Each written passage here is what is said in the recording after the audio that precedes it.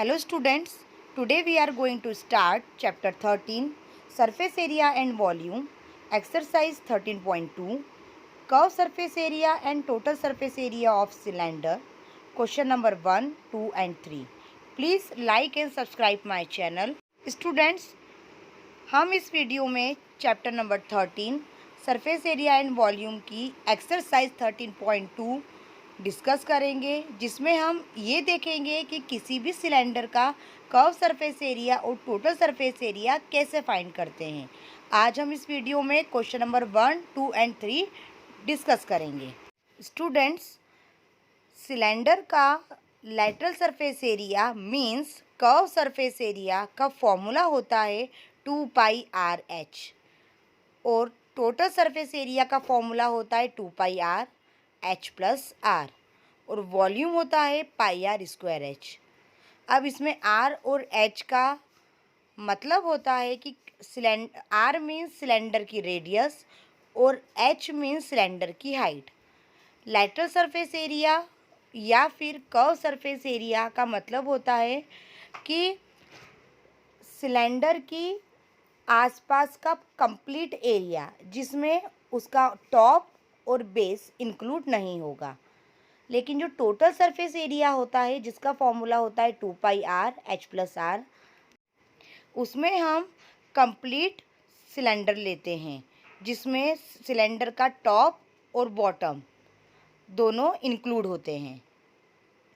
अब आते हैं सिलेंडर के वॉल्यूम में। इसकी अलग से आपको एक्सरसाइज दे के रखी है, तो ये चीज़ हम बाद में डिस्कस करेंगे।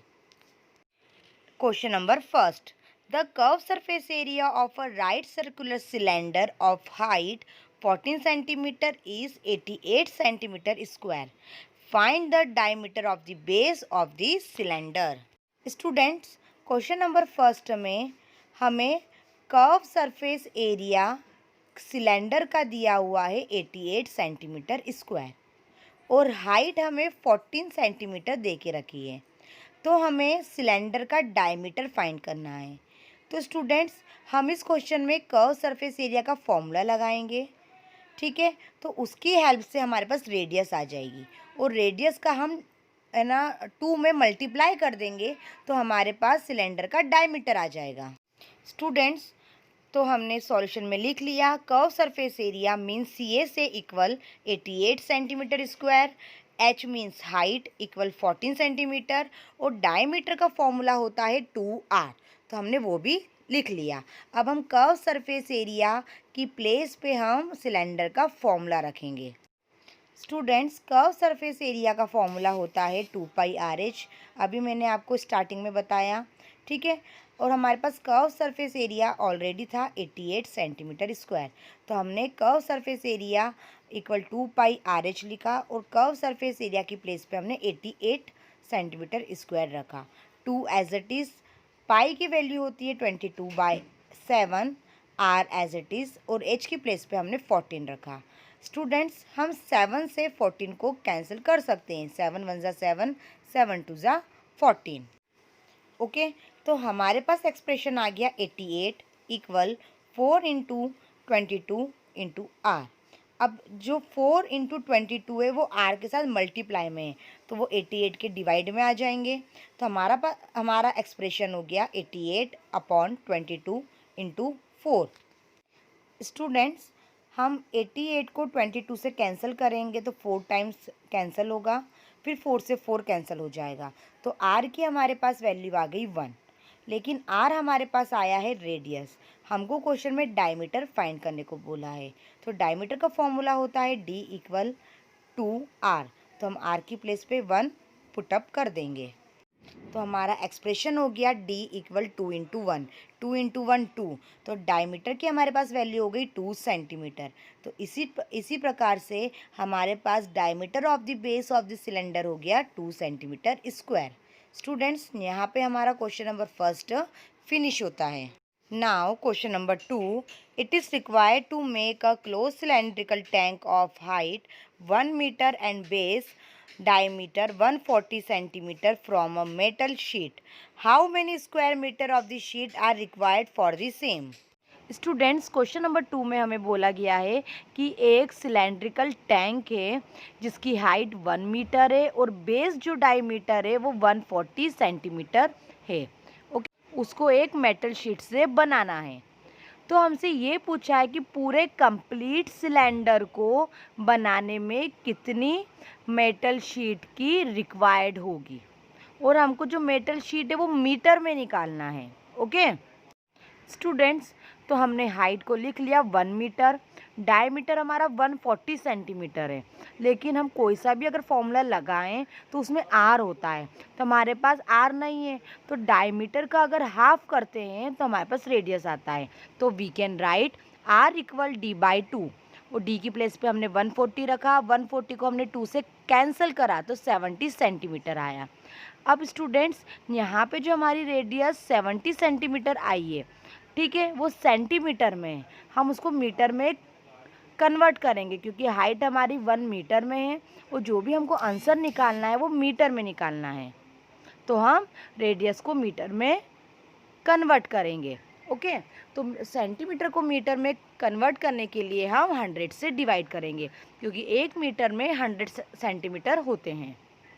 सो students, we can write R equal 70/100, 0 से 0 कैंसल, 7/10 बचा, तो अपॉन में एक ज़ीरो है, तो हम 7 के पीछे से गिर के एक पॉइंट लगा देंगे, तो हमारा आर आ गया 0.7 मीटर।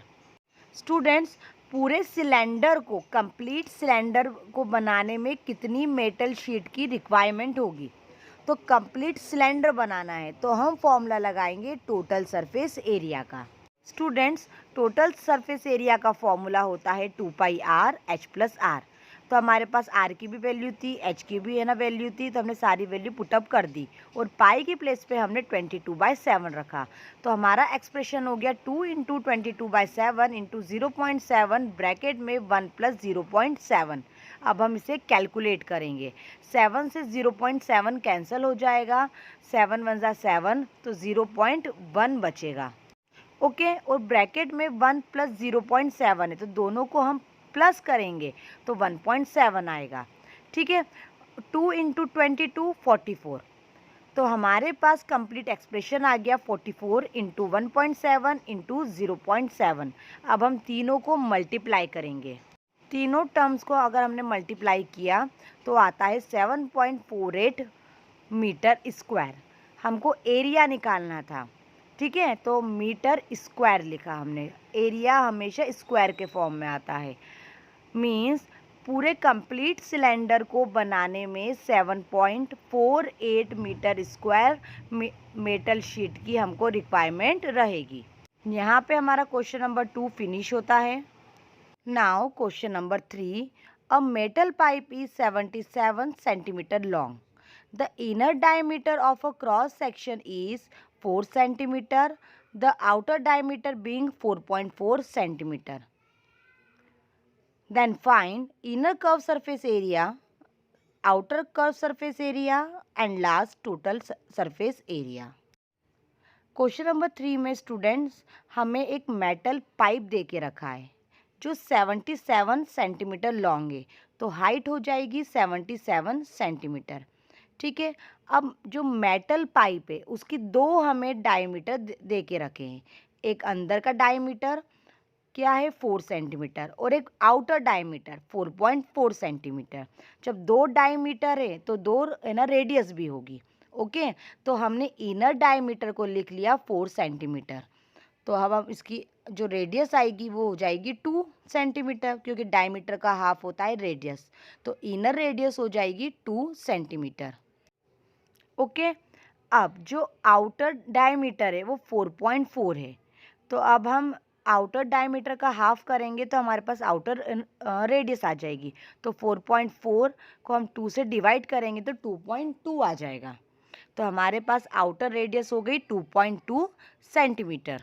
तो हमने लिख लिया आउटर रेडियस 2.2 सेंटीमीटर। अब फर्स्ट ऑप्शन हमको फाइंड करना इनर कर्व सरफेस एरिया, तो inner curve surface area means curve surface area का फॉर्मूला तो हम सिलेंडर का है ना वही लगाएंगे 2πRH, पर उसमें हम इनर रेडियस अप्लाई करेंगे। तो फर्स्ट हमने लिखा ICSA means inner curved surface area, formula वही 2πRH। तो 2 एज इट इज, पाई की वैल्यू हमने रखी 22/7, आर की प्लेस पे हमने इनर रेडियस रखी 2 और एच की प्लेस पे हमने रखा 77। अब 7 से 77 कैंसिल हो सकता है, 7 1 जा 7 और सो हमारे पास एक्सप्रेशन आ गया 2 इंटू 22 इंटू 2 इंटू 11। अब 2 इंटू 11 करेंगे तो 22 आ जाएगा हमारा। फिर एक्सप्रेशन आया 2 इंटू 22 इंटू 22, तीनों टर्म्स को हम मल्टीप्लाई करेंगे तो हमारा आंसर आता है 968 सेंटीमीटर स्क्वायर। तो ये हमारा इनर कर्व सरफेस एरिया का आंसर हो गया। अब हम निकालेंगे outer curve surface area. Students, outer curve surface area के लिए हम लिखेंगे OCSA, फॉर्मूला वही लगेगा 2πRH, बस R की प्लेस पे आउटर रेडियस की वैल्यू रखाएगी। तो हमने पाई की प्लेस पे 22/7 रखा, R की जगह 2.2 रखा और H की प्लेस पे 77 रखा, क्योंकि H तो हमारे पास 77 ही था। ओके, अब हमने फॉर्मूले में अप्लाई करा तो एक्सप्रेशन हो गया 2 इंटू 22/7 इंटू 2.2 इंटू 77। अब हमने 7 से 77 को कैंसिल किया, 7 1 जा 7 हो जाएगा, तो 77 की प्लेस पे 11 आ जाएगा। हमने 2 इंटू 22 करा तो 44 आया, 2.2 इंटू 11 करा तो 24.2 आया। अब हमने 44 इंटू 24.2 दोनों टर्म को मल्टीप्लाई करा तो स्टूडेंट्स हमारा आंसर आता है 1064.80 सेंटीमीटर स्क्वायर। तो ये हमारी वैल्यू आ गई आउटर कर्व सरफेस एरिया की। अब हमें टोटल सरफेस एरिया निकालना है। टोटल सरफेस एरिया निकालने के लिए स्टूडेंट्स हम inner curve surface area plus outer curve surface area plus area 2 rings, आपको रिंग्स यहाँ पे दिख रही होगी ना, हम इन सभी को प्लस कर देंगे। एरिया ऑफ रिंग निकालने के लिए हम फॉर्मूला लगाएंगे 2πr²। ये फॉर्मूला होता है एरिया ऑफ सर्कल का, और रिंग भी कैसी है, सर्कल जैसी है, इसलिए हमने 2πr² का फॉर्मूला लगाया। 2 इंटू 22/7, आर हमारे पास दो है, एक इनर है और एक आउटर है। ओके, तो हम दोनों को माइनस करेंगे, क्यों? क्योंकि हमको टोटल सरफेस एरिया निकालना है, तो 2 रेडियस है, दोनों का हम डिफरेंस निकाल लेंगे। ठीक है, तो रिंग कितनी बन रही है, तो हम लिखेंगे 2.2 स्क्वायर माइनस 2 स्क्वायर। 2.2 है ना, ग्रेटर है 2 से, इसलिए हमने पहले 2.2 लिखा। ओके, अब हम 2.2 का स्क्वायर करेंगे तो आता है 1.44। ओके, सॉरी, 2.2 का स्क्वायर होता है 4.84 और 2 का स्क्वायर होता है 4। ठीक है, तो हम 4.84 को माइनस करेंगे 4 से। ठीक है, तो स्टूडेंट्स हमारे पास आ जाएगा 0.84। फिर हम 2 इंटू 22/7 इंटू 0.84 को मल्टीप्लाई कर देंगे। आफ्टर मल्टीप्लाइंग हमारे पास आता है 5.28 सेंटीमीटर स्क्वायर। तो हमारे पास एरिया ऑफ रिंग आ गया 5.28 सेंटीमीटर स्क्वायर। अब हम इनर कर्व सरफेस एरिया का answer, outer curve surface area का आंसर और एरिया ऑफ रिंग का आंसर तीनों को प्लस कर देंगे। सो स्टूडेंट, प्लस करने के बाद आपको यहाँ पे ना दिख रहा होगा कि total surface area equal 1968 plus 1064.80 plus 5.28, इन सभी को प्लस करा तो हमारा टोटल सरफेस एरिया आता है 2038.08 सेंटीमीटर स्क्वायर। सारी क्वांटिटी हमारी सेंटीमीटर में थी और एरिया हमने निकाला, इसलिए सेंटीमीटर स्क्वायर आ गया। स्टूडेंट्स, यहाँ पे हमारा क्वेश्चन नंबर 3 फिनिश होता है।